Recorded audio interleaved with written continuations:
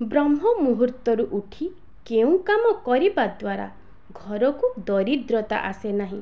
नमस्कार मोर प्रिय बंधुगण, आपण समस्त को पुणी मो चैनल को स्वागत करुछि। बंधुगण, मनीष ब्रह्म मुहूर्तरू उठिबा परे जदि घरे एही काम करि दिए बिना पूजा पाठरे भी तार जीवन रे बहुत सारा खुशी आसी थाए। बिना पूजा पाठरे बिना व्रतरे मध्य से तार मनस्कामना को पूर्ण करि पारे। आज्ञा हाँ दर्शक बंधु, आपण मानकु केवल एही कामटी सकाळु उठिबा मात्रे प्रत्येक दिन करिबार अछि।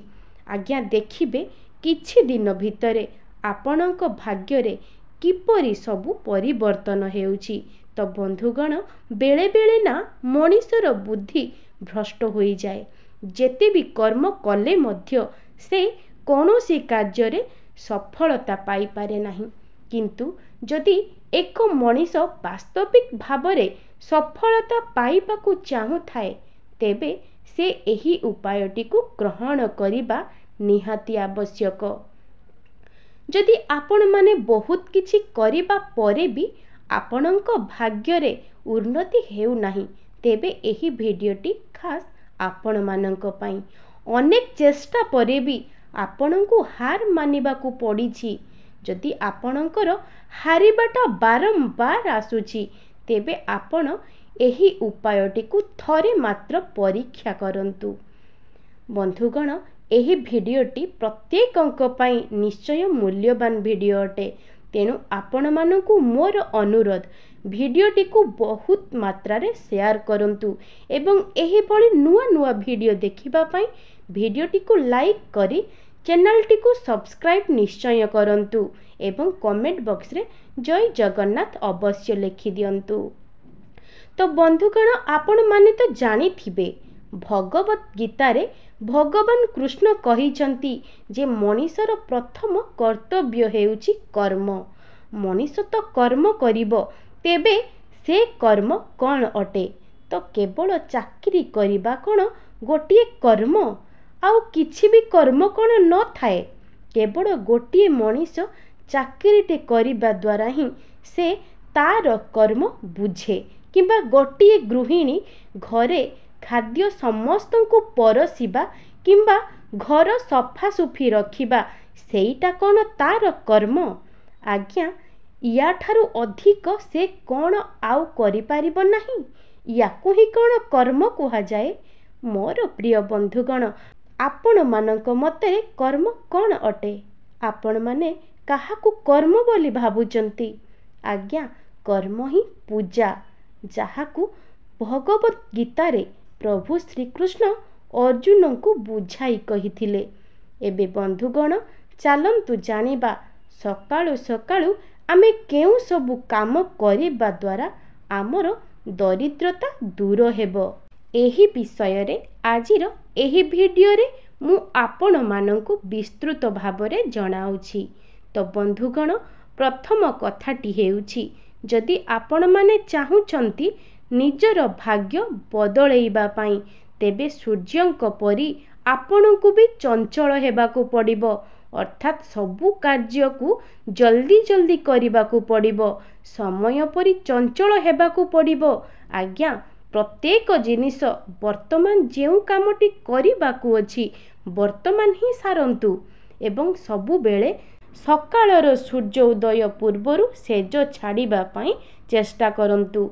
जेउ व्यक्ति माने जेउ घरर सदस्य माने सूर्योदय पूर्वरु उठी जांती एवं निज घरर मुख्य द्वार खोलंती एवं पानी सिंचन करी मुख्य द्वार को सफा करी झोटी चिता पकांती, आज्ञा सेही घरे ना केबे हेले माँ लक्ष्मी को कृपारु धनर अभाव देखा जाई न थाए। माँ लक्ष्मी तांको घरे चिरस्थायी भावरे बास करंती। कुहा जाए जे एमिति करिबा परे भी जदि घरे शांति श्रृंखला रहुनी किंबा घरर आर्थिक परिस्थिति मध्य सुदृढ़ हेउ नाही, ताहेले प्रथम कथा ए सबु करिबा परे भी जदि कौनसी परिवर्तन न हेउछि तेबे कौन करिबे ନା ଦ୍ୱିତୀୟରେ ଆପଣ ରେଗୁଲାର ପୂଜା କରି ସାରିବା ପରେ କର୍ପୂରର ଆଳତି କରନ୍ତୁ। ତାକୁ ଘର ସାରା ଘଣ୍ଟି ବଜେଇ ବଜେଇ ମହାମୃତ୍ୟୁଞ୍ଜୟ ମନ୍ତ୍ରକୁ ବୋଲନ୍ତୁ। ଏହାକୁ ଭକ୍ତିର ସହ ବୋଲନ୍ତୁ। ଏପରି ଭାବରେ କର୍ପୂର ଆଳତିକୁ ଘରର ଚାରିଆଡ଼ୁ, ଯେମିତିକି ଆପଣଙ୍କର ବେଡରୁମ୍ରେ, ରୋଷେଇ ଘରେ, ଟଙ୍କା ରଖୁଥିବା ଜାଗା, ଅଗଣା, ଏମିତି ଚାରିଆଡ଼େ ବୁଲେଇବେ ଏବଂ ମନେ ରଖିବେ ଆଜ୍ଞା, ବାଥରୁମକୁ ନେବେ ନାହିଁ। ହଁ, ଯେଉଁ ଘରେ ଧାନ ଚାଉଳ ରଖାଯାଏ ସେଠି ମଧ୍ୟ ସବୁଦିନ ସକାଳ ପୂଜା ଏବଂ ସନ୍ଧ୍ୟା ପୂଜା ନିଶ୍ଚିତ ଭାବରେ କରିବେ। ଆଳତି ବି ବୁଲେଇ ଆଣିବେ ଏବଂ ଶେଷରେ ମୁଖ୍ୟ ଦ୍ୱାରକୁ ଯାଆନ୍ତୁ। ହାତରେ ଘଣ୍ଟି ବି ବାଜୁଥିବ ଏବଂ ସେହି ଯେଉଁ କର୍ପୂରର ଆଳତିଟି ଚାରିଆଡ଼େ ଲାଗୁଥିବ। ଏପରି ଭାବରେ ଆପଣମାନେ ପ୍ରତ୍ୟେକ ଦିନ କରନ୍ତୁ। ଦେଖିବେ ନିଶ୍ଚିତ ଭାବରେ ଆପଣଙ୍କ ଘରର ଦରିଦ୍ରତା ନିଶ୍ଚୟ ଦୂର ହେବ। ଏବେ ଆସନ୍ତୁ ଜାଣିବା ତୃତୀୟ ଉପାୟ ବିଷୟରେ। ତୃତୀୟରେ, ଯଦି ଆପଣଙ୍କ ଘରେ କଳା ପିମ୍ପୁଡ଼ି କିମ୍ବା ଘରକୁ ରଙ୍ଗ ପିମ୍ପୁଡ଼ି ଏବଂ ମୂଷା, ଚୁଚୁନ୍ଦ୍ରା ବାରମ୍ବାର ଆସୁଛନ୍ତି, ତାହା ଭଲ ହୋଇନଥାଏ। ଏମିତିରେ କୁହାଯାଏ ଯେ ଚୁଚୁନ୍ଦ୍ରା ତ ଭଲ ବୋଲି। ତ ବନ୍ଧୁଗଣ, ଯେତେବେଳେ ଗୋଟିଏ ଜିନିଷ ଅତିରୁ ଇତି ହୋଇଥାଏ ନା, ସେହି ଜିନିଷ କାହା ପାଇଁ ବି ଭଲ ନୁହେଁ। ତେଣୁ ଚେଷ୍ଟା କରନ୍ତୁ ଯେ ମୂଷା କି ଚୁଚୁନ୍ଦ୍ରା କିମ୍ବା କଳା ପିମ୍ପୁଡ଼ି ଏବଂ ରଙ୍ଗ ପିମ୍ପୁଡ଼ି ଯେମିତିକି ବେଶୀ ନ ଆସିବେ। କଳା ପିମ୍ପୁଡ଼ି ହଠାତ୍ କିନା ଘରେ ଦେଖାଯିବା ଶୁଭ ହୋଇଥାଏ, କିନ୍ତୁ ବାରମ୍ବାର ଆପଣଙ୍କୁ ଯେପରିକି ବିରକ୍ତି ପ୍ରକାଶ ଆପଣ ଅନୁଭବ କରୁଛନ୍ତି, ବାରମ୍ବାର ବାହାରୁଛି, ଏସବୁର ଏକ ସମାଧାନ କରନ୍ତୁ। ଦେଖନ୍ତୁ, ଏସବୁ ଜିନିଷ ଘରକୁ ବାରମ୍ବାର ଆସିବାଟା ଆପଣଙ୍କ ଘରକୁ ଦରିଦ୍ରତା ଆସିବାର ଚେଷ୍ଟା କରୁଛନ୍ତି। ଅଲକ୍ଷ୍ମୀ ଆପଣଙ୍କ ଘରକୁ ଆସିବା ପାଇଁ ଚେଷ୍ଟା କରୁଛି। ଏହିସବୁ ଜିନିଷ ଘରୁ ଜଲ୍ଦି ବାହାର କରିଦିଅନ୍ତୁ। ଏବେ ଆସନ୍ତୁ ଜାଣିବା ଚତୁର୍ଥ ଉପାୟ ବିଷୟରେ। ଚତୁର୍ଥରେ, ସକାଳୁ ସକାଳୁ ଆପଣମାନେ ନିଜ ଦୁଇ ହାତର ପାପୁଲିକୁ ଦର୍ଶନ କରିବେ। ନିଜର ଇଷ୍ଟଦେବୀଙ୍କୁ ନମସ୍କାର କରିବେ। ଏସବୁ କରିବେ। ବ୍ରହ୍ମ ମୁହୂର୍ତ୍ତରୁ ଭଗବାନଙ୍କୁ ମଧ୍ୟ ଗୋଟିଏ ଧନ୍ୟବାଦ ଜଣେଇବେ। ବ୍ରହ୍ମ ମୁହୂର୍ତ୍ତରୁ ଏହି କାମ ଆପଣଙ୍କୁ ନିଶ୍ଚୟ କରିବାର ଅଛି। ଯେଉଁ ବ୍ୟକ୍ତି ଏହିସବୁ କାମକୁ ରେଗୁଲାର କରୁଥିବେ, ଆଜ୍ଞା, ସେ ଘରେ କେବେ ହେଲେ ଅଭାବ ଦେଖାଯାଇନଥାଏ। ତେଣୁ ଆପଣମାନେ ମଧ୍ୟ ଏହି କାର୍ଯ୍ୟକୁ ନିଶ୍ଚୟ ଆପଣେଇ ନିଅନ୍ତୁ। ପଞ୍ଚମରେ ହେଉଛି, ଯଦି ଆପଣମାନେ ବ୍ରହ୍ମ ମୁହୂର୍ତ୍ତରୁ ଉଠି ଯାଉଛନ୍ତି ଆଉ ଆପଣଙ୍କ ପାଖରେ ଯଦି ସମୟ ଅଛି, ତାହେଲେ ସକାଳ 8ଟା ପୂର୍ବରୁ ନିଜ ଘରେ ପୂଜା କରିବାକୁ ଚେଷ୍ଟା କରନ୍ତୁ ଏବଂ ସନ୍ଧ୍ୟା ସମୟରେ, ଯେତେବେଳେ ସନ୍ଧ୍ୟା ଆଳତି ଆପଣଙ୍କ ଘରେ ଦିଆଯାଏ, ସନ୍ଧ୍ୟା ଦୀପ ଏବେ ବି ମଧ୍ୟ କେତେକଙ୍କ ଘରେ ଦିଆଯାଏ ନାହିଁ, କିନ୍ତୁ ସନ୍ଧ୍ୟା ଦୀପକୁ ପ୍ରତ୍ୟେକ ଘରର ଗୃହିଣୀମାନେ ପ୍ରତ୍ୟେକ ଦିନ ସନ୍ଧ୍ୟା ଦେବା ଉଚିତ ଅଟେ।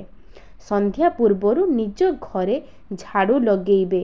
ନିଜ ଘରେ ସନ୍ଧ୍ୟା ପୂର୍ବରୁ ଯାହା ବି ଅଇଁଠା ବାସନ ଥିବ ତାକୁ ସଫା କରିନେବେ ଏବଂ ଘରର ଗୃହିଣୀମାନେ ନିଜେ ମଧ୍ୟ ସଫାସୁତୁରା ହେବେ ଏବଂ ସାଜ ଶୃଙ୍ଗାର ହେବେ।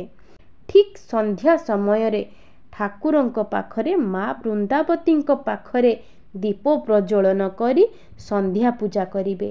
ଆଉ ଗୋଟିଏ ଦୀପ ଜଳେଇବେ ଏବଂ ସେଇଟା ଘରର ମୁଖ୍ୟ ଦ୍ୱାର ବନ୍ଧରେ ଜଳେଇବା ନିହାତି ଦରକାର ଅଟେ। ପ୍ରତ୍ୟେକ ଦିନ ସନ୍ଧ୍ୟା ସମୟରେ ଲକ୍ଷ୍ମୀ ଏବଂ ଅଲକ୍ଷ୍ମୀ ପ୍ରତ୍ୟେକଙ୍କ ଘରକୁ ଆସିଥାନ୍ତି। ଯେଉଁ ଘରେ ମୁଖ୍ୟ ଦ୍ୱାର ବନ୍ଧରେ ଦୀପ ପ୍ରଜ୍ୱଳନ ହୋଇଥାଏ, ସେହି ଘରେ ମା ଲକ୍ଷ୍ମୀ ପ୍ରବେଶ କରନ୍ତି। ତେଣୁ ଆପଣମାନେ ଚେଷ୍ଟା କରନ୍ତୁ କି ପ୍ରତ୍ୟେକ ଦିନ ଆପଣଙ୍କ ଘରର ମୁଖ୍ୟ ଦ୍ୱାର ବନ୍ଧରେ ଦୀପଟିଏ ପ୍ରଜ୍ୱଳନ କରିବାକୁ। ତ ସେଇଟା ବି କେଉଁଠି କରିବେ? ଆଜ୍ଞା, ଘରର ମୁଖ୍ୟ ଦ୍ୱାର ବନ୍ଧକୁ ଚାଲିଯିବେ ଏବଂ ଘରର ଭିତର ପଟକୁ ଆପଣଙ୍କ ମୁହଁ କରି ଛିଡ଼ା ହେବେ। ତାପରେ ଆପଣଙ୍କର ଠିକ୍ ଡାହାଣ ପଟେ ଏରୁଣ୍ଡି ବନ୍ଧର ତଳକୁ ଠିକ୍ ଡାହାଣ ପଟେ ଦୀପ ପ୍ରଜ୍ୱଳନ କରିବେ। ଲକ୍ଷ୍ମୀ ନାରାୟଣଙ୍କ ଉଦ୍ଦେଶ୍ୟରେ ଦୀପ ପ୍ରଜ୍ୱଳନ କରି ଲକ୍ଷ୍ମୀ ମାଙ୍କୁ ନିଜ ଘରକୁ ନିମନ୍ତ୍ରଣ କରିବେ। ବନ୍ଧୁଗଣ, ପ୍ରତ୍ୟେକ ଦିନ ଏହି କାର୍ଯ୍ୟଟିକୁ କରିବାର ଅଛି। ଗୋଟିଏ ମାସ ଭିତରେ ଆପଣ ନିଜେ କେତେ ଫରକ ଦେଖିବେ। ହଁ ଆଜ୍ଞା, ଆଉ ଗୋଟିଏ କଥା ମନେ ରଖିବେ, ସନ୍ଧ୍ୟା ସମୟରେ କେବେ ହେଲେ ଘରର କବାଟ ବନ୍ଦ ରଖିବେନି କି ଅନ୍ଧାର ମଧ୍ୟ ରଖିବେ ନାହିଁ। ଘରେ ପ୍ରତ୍ୟେକ ଦିନ ସକାଳୁ ଏବଂ ସନ୍ଧ୍ୟାରେ ଭଜନ କରନ୍ତୁ, ନହେଲେ ଭଜନ ନିଶ୍ଚୟ ଶୁଣନ୍ତୁ, ଯାହାକି ହନୁମାନ ଚାଳିଶା, ସୁନ୍ଦରାକାଣ୍ଡ ଏସବୁ ଭଜନ ଲଗାଇବେ। ବିଷ୍ଣୁଙ୍କର ସହସ୍ର ନାମ, ମହାମୃତ୍ୟୁଞ୍ଜୟ ମନ୍ତ୍ର, ଗାୟତ୍ରୀ ମନ୍ତ୍ର, ଦୁର୍ଗା ସ୍ତୁତି ଏସବୁ ପ୍ରତ୍ୟେକ ଦିନ ନିଜ ଘରେ ସକାଳୁ ଏବଂ ସନ୍ଧ୍ୟା ସମୟରେ ମୋବାଇଲରେ ଲଗେଇ ଥରୁ ଥରୁଟିଏ ହେଲେ ମଧ୍ୟ ଶୁଣି ନିଅନ୍ତୁ। ଆଜ୍ଞା ଦେଖିବେ ଘରର ବାତାବରଣ, ଘରର ପରିସ୍ଥିତି କିପରି ଭାବରେ ବଦଳିବାକୁ ଲାଗିବ। ତେଣୁ ମୋର ପ୍ରିୟ ବନ୍ଧୁଗଣ, ମୁଁ ଆପଣମାନଙ୍କୁ ବିନମ୍ର ଅନୁରୋଧ କରୁଛି, ଭିଡ଼ିଓରେ କୁହାଯାଇଥିବା କାମଗୁଡ଼ିକୁ ଆପଣମାନେ ନିଜ ଘର ପାଇଁ ଗୋଟିଏ ମାସ ନିଶ୍ଚୟ କରନ୍ତୁ। ଦେଖିବେ ଆପଣଙ୍କ ଘରୁ କିପରି ଭାବରେ ଦରିଦ୍ରତା ଦୂର ହେବ। ଏବଂ ପ୍ରତ୍ୟେକ ଶୁକ୍ରବାର ଦିନ ଘରର ମହିଳାମାନେ ସନ୍ଧ୍ୟା ସମୟରେ ମା ଲକ୍ଷ୍ମୀଙ୍କ ପାଖରେ ଚିହ୍ନିର ଭୋଗ ଦିଅନ୍ତୁ। ଆଜ୍ଞା ହଁ, ମାଙ୍କ ପାଖରେ ଚିହ୍ନିର ଭୋଗ ନିଶ୍ଚୟ ଦିଅନ୍ତୁ ଏବଂ ଏହି ପୂଜା ସନ୍ଧ୍ୟା ସମୟରେ କରାଯାଏ। ନିଜେ ସାଜ ଶୃଙ୍ଗାର ହେବେ ଏବଂ ମାଙ୍କୁ ବିଭିନ୍ନ ପ୍ରକାରର ଫୁଲରେ ସଜାଇବେ। ବିଶ୍ୱାସର ସହ ମାଙ୍କ ପାଖରେ ଗୋଟିଏ ଦୀପ ପ୍ରଜ୍ୱଳନ କରିବେ।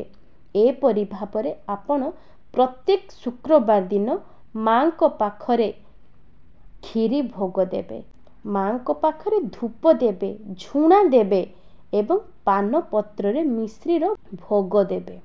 ଏପରି ଭାବରେ ଶୁକ୍ରବାର ସନ୍ଧ୍ୟାରେ ଲକ୍ଷ୍ମୀ ନାରାୟଣଙ୍କୁ ପୂଜା କରିବେ। ଆଜ୍ଞା ଯେତେ ବଡ଼ ଗରିବୀ ଥାଉ ନା କାହିଁକି, ଏହି ଉପାୟଟି କରିବା ପରେ ନିଶ୍ଚିତ ଭାବରେ ଦୂର ହୋଇଯାଏ। ଯେଉଁ ଭଉଣୀମାନେ ମୋର ଏହି ଭିଡ଼ିଓଟିକୁ ଦେଖୁଛନ୍ତି, ମୁଁ ସେମାନଙ୍କୁ ଅନୁରୋଧ କରୁଛି, ପ୍ରତ୍ୟେକ ଶୁକ୍ରବାର ଦିନ ସନ୍ଧ୍ୟାରେ ସନ୍ଧ୍ୟା ପୂଜାରେ ଲକ୍ଷ୍ମୀ ନାରାୟଣଙ୍କୁ ପୂଜା କରନ୍ତୁ ଏବଂ କ୍ଷୀରିର ଭୋଗ ଲଗାନ୍ତୁ। ପ୍ରଣାମ କରି ମାଙ୍କୁ ନିଜର ଦୁଃଖ ଜଣାନ୍ତୁ ଏବଂ ଆପଣଙ୍କ ଘରକୁ ଆସିବାକୁ କହିବେ। ମାଙ୍କୁ ଆପଣ ନିମନ୍ତ୍ରଣ କରିବେ ଆପଣଙ୍କ ଘରକୁ ଆସିବା ପାଇଁ ଏବଂ ଆପଣଙ୍କ ଘରୁ ସବୁ ଦୁଃଖ ଦାରିଦ୍ରତାକୁ ଦୂର କରିବେ। ଏପରି ଭାବରେ ଆପଣଙ୍କୁ କହିବାର ଅଛି ଏବଂ ଦେଖନ୍ତୁ ଆପଣଙ୍କ ଘରୁ କେମିତି ଧୀରେ ଧୀରେ ଗରିବୀ ସମସ୍ୟା ଦୂର ହୋଇଯିବ। ଏହା କେବଳ 5ଟି ଶୁକ୍ରବାର କରିକି ଆପଣ ଦେଖନ୍ତୁ, କିଛି ଦିନ ଭିତରେ ଆପଣଙ୍କର କିପରି ଗରିବୀ ସମସ୍ୟା ଦୂର ହେବ। ସେହିଦିନ ସକାଳୁ ଏବଂ ସନ୍ଧ୍ୟାରେ ଘରର ମୁଖ୍ୟ ଦ୍ୱାରରେ ଦୀପ ପ୍ରଜ୍ୱଳନ କରିବେ। ଘରର ମୁଖ୍ୟ ଦ୍ୱାରରେ ହଳଦୀର ସ୍ୱସ୍ତିକ ଚିହ୍ନଟି କରିବେ, ଯାହାକି ଘରର ଏରୁଣ୍ଡି ବନ୍ଧର ଉପରକୁ କରିବେ ଏବଂ ମୁଖ୍ୟ ଦ୍ୱାରରେ କିଛି ହଳଦୀ ଗୁରୁବାର ଦିନ ଏବଂ ଶୁକ୍ରବାର ଦିନ, ସଂକ୍ରାନ୍ତି ଦିନ, ଏକାଦଶୀ, ଅମାବାସ୍ୟା ଏବଂ ପୂର୍ଣ୍ଣିମା ଏହିସବୁ ଦିନମାନଙ୍କରେ ଘରର ମୁଖ୍ୟ ଦ୍ୱାର ବନ୍ଧରେ, ଏରୁଣ୍ଡି ବନ୍ଧରେ ହଳଦୀରେ ସ୍ୱସ୍ତିକ ବନେଇବେ ଏବଂ କିଛି ହଳଦୀ ପାଣିକୁ ନେଇ ଦୁବ ନହେଲେ ଫୁଲରେ ସିଞ୍ଚନ କରିବେ। ପ୍ରତ୍ୟେକ ଗୁରୁବାରରେ ଗଙ୍ଗା ଜଳରେ ହଳଦୀକୁ ମିଶେଇ କରି ଫୁଲ ନହେଲେ ଦୁବରେ ଘରର ଚାରିପଟେ ସିଞ୍ଚନ କରିବେ। ଆଜ୍ଞା ଦେଖିବେ କିପରି ଆପଣଙ୍କ ଘରୁ ଗରିବୀ ସମସ୍ୟା ଦୂର ହେଉଛି। ତ ବନ୍ଧୁଗଣ, ମୁଁ ଆଶା କରୁଛି ଏହି ଉପାୟଟି ଆପଣମାନେ ନିଶ୍ଚୟ କରିବେ। ଯଦି ଆପଣମାନଙ୍କୁ ଏହି ଭିଡ଼ିଓଟି ଭଲ ଲାଗିଛି, ଭିଡ଼ିଓଟିକୁ ଲାଇକ୍ କରନ୍ତୁ, କମେଣ୍ଟରେ ଜୟ ଜଗନ୍ନାଥ ଅବଶ୍ୟ ଲେଖନ୍ତୁ। ଆଜି ପାଇଁ ରହୁଛି, ନମସ୍କାର।